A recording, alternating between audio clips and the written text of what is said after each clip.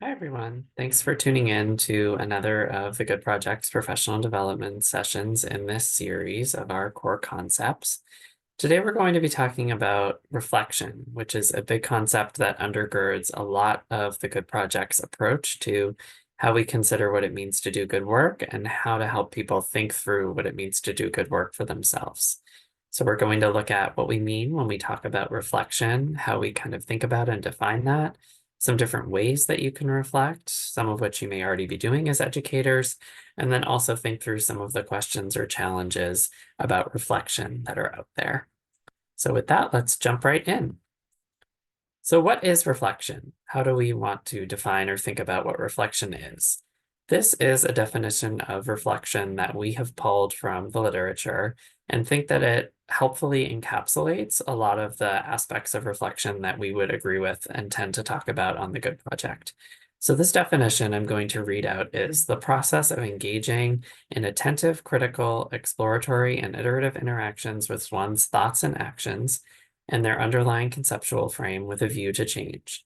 So it's kind of saying that you're taking this step of looking at how you think and how you act, maybe being a little bit critical of it, sometimes looking for areas that you need to change, and being more attentive than just kind of going through the motions or maybe acting a little bit unconsciously, which is something that many of us tend to do when we're relying on habit or just a routine. So reflection is related to metacognition and maybe distinct from metacognition. So reflection may be thought of kind of as that final stage of metacognition. You're thinking about your thinking. That's kind of maybe just a simple definition of metacognition. But basically, reflection would be taking it to the next level and being a little bit more critical or thinking about what needs to change for next time. There are many benefits to reflection that have been proven in research. So that includes goal conceptualization and achievement. If you're someone who's reflective, you're more able to maybe form goals and think about how to achieve them. Purpose development. So again, if you're someone who's reflective and thinking about your actions, your thoughts, you might be more attentive to a sense of purpose and what it means to you and how you're going about living out that purpose. And then also continuous learning. So this is a really crucial point that people who are reflective tend to be thinking about everything that they do as a process of learning and taking away lessons that they can apply for their future from their experiences. We've also often talked about reflection, and some of you might be familiar with the frames that we use on this project called model, mission, and mirror, or those 3 M's from our lesson plans. Reflection is a process of looking in the mirror. So kind of seeing what is going well, what isn't going well when I look at myself. How do I want to maybe adjust things if it's called for? What do I want to adjust about my environment? What do I want to bring up with others? And so just trying to emphasize this point that reflection is looking inward and being introspective in some degree. What can this look like in practice? So what are some practices that really embody what reflection can be? These are two simple examples. So one is keeping a regular reflection journal. So maybe you have a place where you want to record your thoughts about your day, about learnings that you noticed from particular experiences that you've had, about your relationships with other people, about thoughts that you're having about your wider world or goals. That can be a practice of reflection, and I know many people do that type of thing. On the right here, analyzing positives and changes after a team meeting. So this can also be a reflective practice. Maybe something routine that you do with a team at work is to just take a step back at the end and say, what went well? What did we enjoy about this meeting? Or what did we achieve? What might we change if we were to do this meeting over again that we could apply for the next time we have one of these team meetings?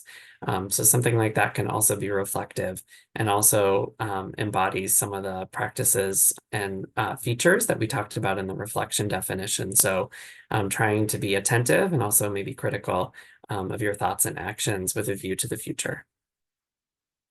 And educators use reflection strategies all the time. So these ideas of what reflection is and what it can look like, probably if you're someone who's been in the classroom even for just a little while, it's probably not new to you.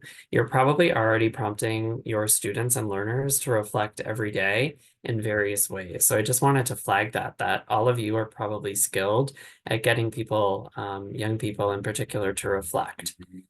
And what can that look like? It's as simple as maybe even asking some of these metacognition questions. So, what do you think about what was said, as an example here on the upper left or on the upper right? How did you determine this to be true? So, these kinds of prompting questions can get learners to be thinking about the underlying processes of their thinking and be more attentive to what they are learning. And then also, I like these questions down below. When have you met a similar problem? What steps have you taken in the past to solve similar problems? These can really connect to learners' previous experiences in a way that might allow them to build on their learning. And then just wanted to kind of bridge, again, this idea of metacognition with reflection. So these last couple images have been from an organization called Impact Wales. If you're interested in checking them out, just citing where citation is due. This diagram shows what might be considered how we can scale up people's reflective or metacognitive capacities over time, and what 4 stages could be in a stage model of thinking about becoming reflective as the 4th stage. And so you can see here, there's maybe a tacit learner, so someone who maybe is unaware of metacognitive knowledge, how to practice metacognition. They're not really aware of particular learning strategies, and they just are focused on whether they know something or not. But if we focus on describing ways of thinking in a learning environment, trying to really level up our strategies for how we learn, maybe you become someone who's aware. So the 2nd stage, knowing about some kinds of thinking that you do, such as generating ideas or finding links, but maybe your thinking is still not really deliberate. And then if we make space in a learning environment for students and learners to strategize and be thinking about planning their learning, they might become someone who's strategic. So organizing their thinking and problem solving, that's this 3rd stage, maybe engaging in practices like evidence seeking and decision making deliberately and consciously, and knowing how to apply these strategies in particular environments. And then finally, if you scaffold reflection as well, so these real reflective moments and capacities, you can become someone who's really not only just metacognitive, but a reflective learner. So thinking about your learning while it's happening and considering the success and revising as appropriate, again, taking that critical piece that's really crucial to reflection. So you can take a moment here to talk about this question if you're with others, or think about this question if you are watching this on your own. What reflection-based practices are you already doing with your learners that you would like to share with others if you have the opportunity? Or maybe it's something you want to amplify in your classroom now that you're thinking a little bit more closely about what reflection is and how it can look in a learning environment. And so pause the video here and think about this question or chat about it with others if you are with others, and then you can come back when you're ready. So moving on, now that you've had a chance to think about how reflection might show up in your own life and practice, we want to think about reflection and work. So the Good Project is largely focused on what good work is, as you know, what it means to do good work, and how to help people do good work.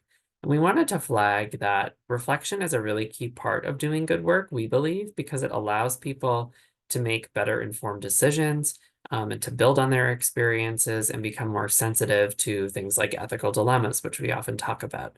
And so I wanted to pull in this idea that you can be both reflective in action or on action. And this is from the work of Donald Chun. So he talked about the ways that professionals reflect and found that professionals who are really effective engage in both reflection in action. So they are reflective when something is happening in the moment and are kind of constantly ticking through this reflective process in their mind, adjusting as they go, but then also engage in reflection on action. So after something occurs, maybe after a meeting, as we talked about earlier, or after a particular scenario, maybe a dilemma that they had to make a decision on, they'll come back and reflect on it and think about it deeply and think, what went well for me? What didn't go well? What can I learn for next time?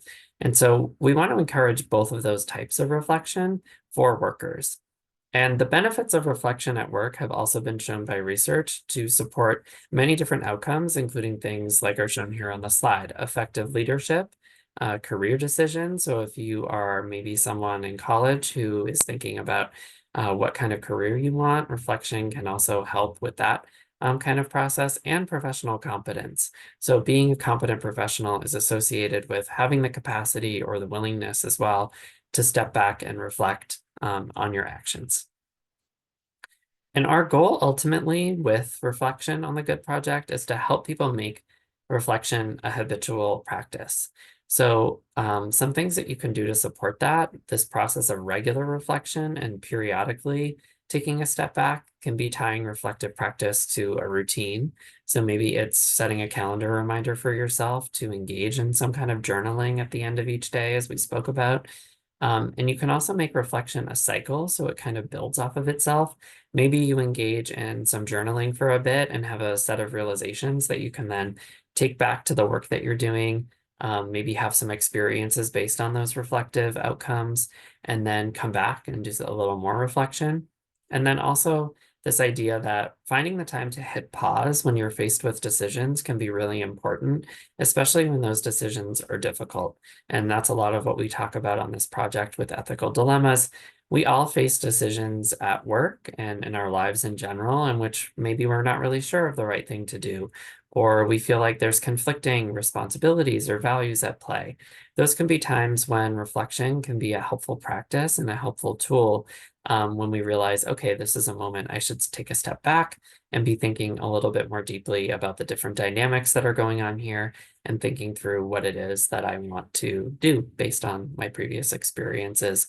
That can be a reflective moment as well. So this is a moment as well to pause and maybe talk about or think about some of these questions. So what ideas come to mind related to each one of these for you, and how might you answer these questions to help better enable reflection? So first, what is a powerful reflection experience that you have had, and what made it memorable? You might think about many different things over the years where you've had a reflective moment. That could be some indication. What were the features of that reflective moment? Maybe that's going to indicate something about how you can create beneficial and positive reflection experiences for your learners. How do you balance for yourself or your learners between productive reflection and too much reflection, is that second question here. So in the literature, we saw also that maybe there is such a thing as too much reflection. So especially in today's era where a lot of people are facing increasing mental health stress, it can be possible that maybe you reflect too much. You're too inward looking, and it's causing you to feel stalled. It's causing you to feel stressed and really hyper self-conscious or self-focused.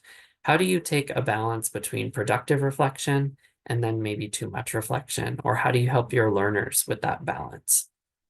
Third here, what conditions bring out the best ability for students to reflect in a learning environment?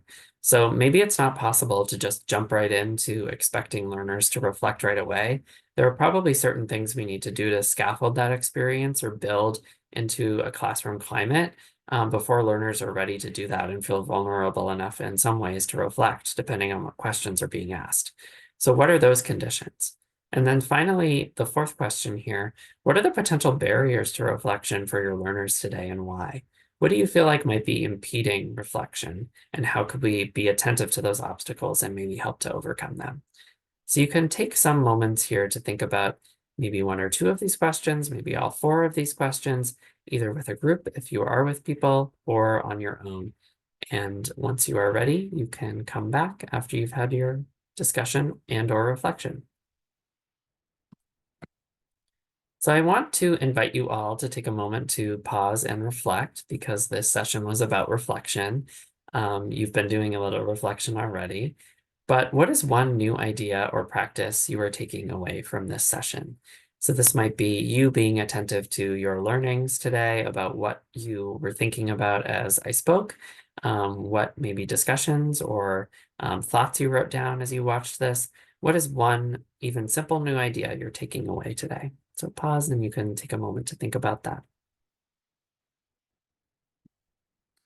And thank you for joining us. I hope that you have taken something away, maybe have a deeper understanding about reflection and what it means, or how it shows up for you and your learners in your life and your practice. Thanks again.